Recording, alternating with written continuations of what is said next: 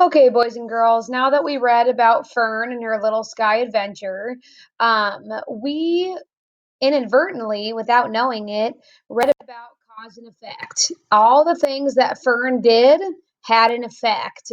So let's go over what cause and effect is. I know that we went over it a while back, so we probably need a refresher. Let's look up here. It says, a cause is what makes something happen in a story. An effect is the event that happens. So the cause is what happens first. The effect is what happens after. So if, for example, I ran outside and played in the rain, the effect would be I got soaking wet. The cause, I played outside in the rain. The effect, I got soaking wet.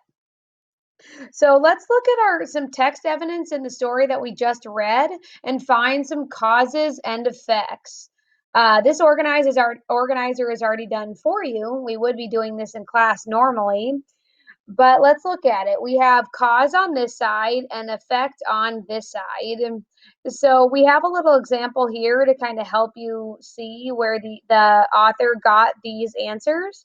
So it says find a cause and its effect in the story. So on page 144, it said, it would be great to ride on that big white boat, Fern said. So she stretched her wings and took off. So if you take that information and you bring it over to our chart, the cause was she wanted to ride on the big boat, which it says right here. And because she wanted to ride on the boat, she stretched her wings and took off. That was the effect. Okay. Now let's think about what she saw next. She saw a bed. Now, of course, it wasn't a real bed, but it was a bed to her. So the boat looked like a fluffy bed up close. When she saw it was a bed, she became surprised.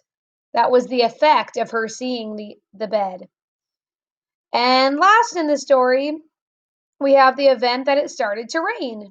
Now, when it started to rain, Fern got soaked, just like it does when we go outside and play in the rain. We get soaked. So these are three examples of cause and effect.